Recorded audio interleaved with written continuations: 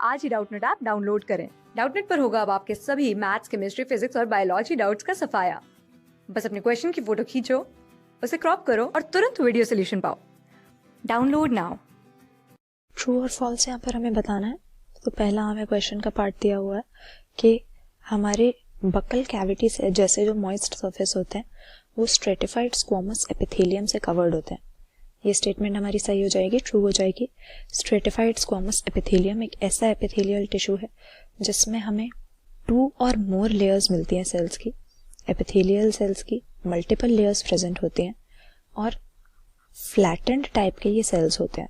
तो हमारे माउथ के अंदर का जो मॉइस्ट सरफेस है बकल कैविटी, ये इस तरह के फ्लैटेंड एपिथेलियल सेल्स की 2 और मोर लेयर्स वाले एपिथेलियम का सही एग्जाम्पल है। फिर अगले में हमसे कह रहा है कि हमारे एडिपोस टिश्यू में फिब्रोब्लास्ट फैट स्टोर करते हैं। ये बिल्कुल ही फॉल्स हो जाएगा।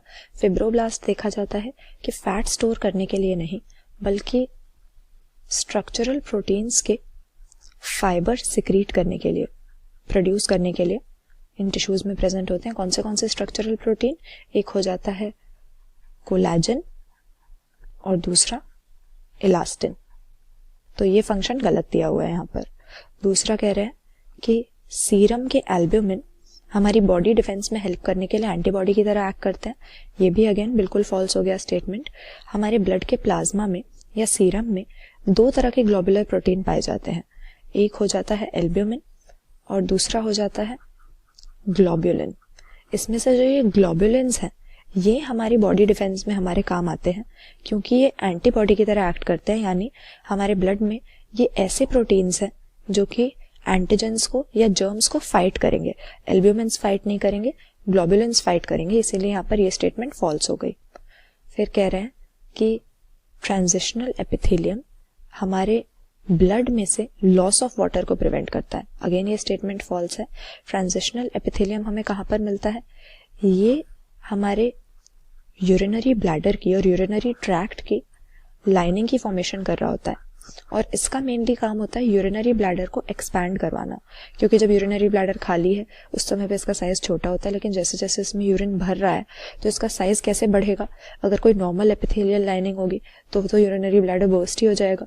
इसीलिए ट्रांजिशनल एपिथेलियम का फंक्शन है यूरिनरी ब्लैडर को एक्सपैंड करवाना, वाटर का लॉस घटाना इसका फंक्शन नहीं है। तो ये भी स्टेटमेंट फॉल्स। फिर कह रहे हैं कि ब्लड प्लेटलेट्स मैक्रोफेजेस के बने हुए होते हैं। अगेन स्टेटमेंट फॉल्स हो गई हमारे पास क्योंकि हम देखते हैं ब्लड प्लेटलेट्स हमारे ब्लड में पाए जाने वाले एक तरह के सेल्स हैं। हमारे ब्लड के फॉर्म्ड एलिमेंट्स में ये आ जाते हैं, लेकिन इनकी फॉर्मेशन मैक्रोफेजेस से नहीं होती। मैक्रोफेजेस तो खुद एक टाइप के वाइट ब्लड सेल्स हैं। इनकी फॉर्मेशन ब्लड प्लेटलेट्स की होती है मेगा कैरियोसाइट्स नाम के सेल्स से। इनके फ्रेगमेंट्स से, टुकड़ों से ब्लड प्लेटलेट्स बने हुए होते हैं और ये बोन मैरो में पाए जाने वाले एक स्पेशल टाइप के सेल हैं हमारे मेगा कैरियोसाइट्स। तो मैक्रोफेजेस से नहीं, मेगा कैरियोसाइट्स नाम के स्पेशलाइज्ड सेल से ब्लड प्लेटलेट्स बनते हैं। फिर हमसे कह रहा है कि नॉन माइलिनेटेड नर्व फाइबर में हमें नोड ऑफ रैनवियर मिलेगा। ये स्टेटमेंट भी फॉल्स हो गए। नर्व फाइबर से हमारा मतलब है न्यूरॉन, और न्यूरॉन में हम देखते हैं कि इसका जो सिलेंडर लंबा सा पार्ट होता है जिसके अलोंग नर्व इम्पल्स ट्रैवल करता है उसको एक्सॉन कहा जाता है। और इस एक्सॉन के चारों तरफ हमें श्वान सेल्स नाम के सेल्स कवर करते हुए मिलेंगे इन्हें। तो श्वान सेल्स एक्सॉन को कवर करके रखते हैं, लेकिन जहां पर ये श्वान सेल्स एक माइलिन शीथ नाम की शीथ की फॉर्मेशन कर रहे हैं, कवरिंग की फॉर्मेशन कर रहे हैं, उन न्यूरॉन्स को हम माइलिनेटेड नर्व फाइबर्स या माइलिनेटेड न्यूरॉन्स कहते हैं। और ऐसे में जिस जगह पर श्वान सेल्स एब्सेंट होते हैं या जिस स्पॉट पर माइलिन शीथ नहीं होती उस जगह को ही हम नोड ऑफ रैनवियर नाम देते हैं।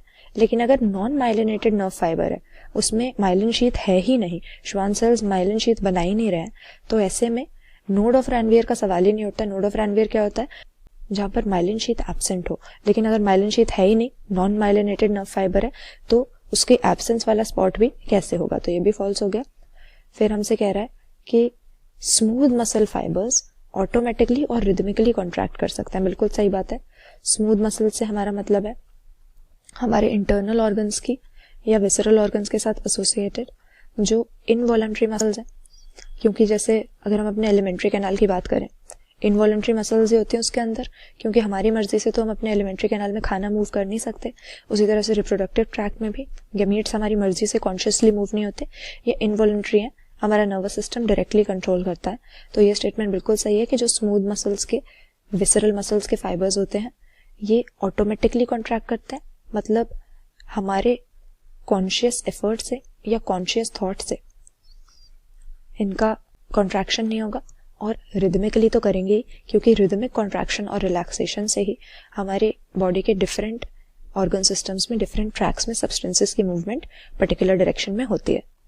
फिर हमसे कह रहा है कि हमारे स्ट्राइटेड मसल फाइबर का सार्कोमियर एक सेगमेंट है जो कि 2 कॉन्जिक्यूटिव जेड बैंड्स के बीच में है। ये स्टेटमेंट भी सही हो जाएगी।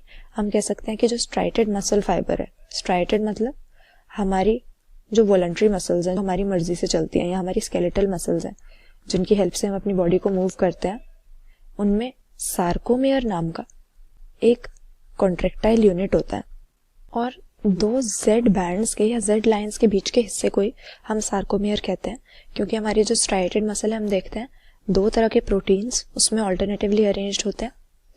एक हो जाता है एक्टिन और दूसरा है हमारा मायोसिन।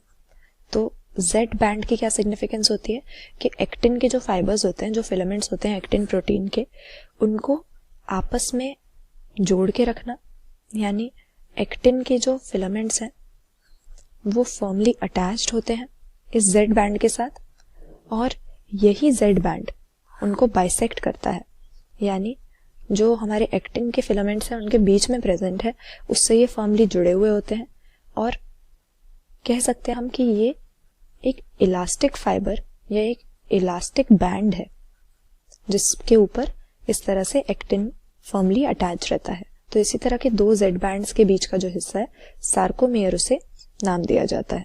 स्टेटमेंट ये हमारी ट्रू हो गई। क्लास 6 से 12 से लेके नीट, IIT, JEE मेंस और एडवांस के लेवल तक 10 मिलियन से ज्यादा स्टूडेंट्स का भरोसा।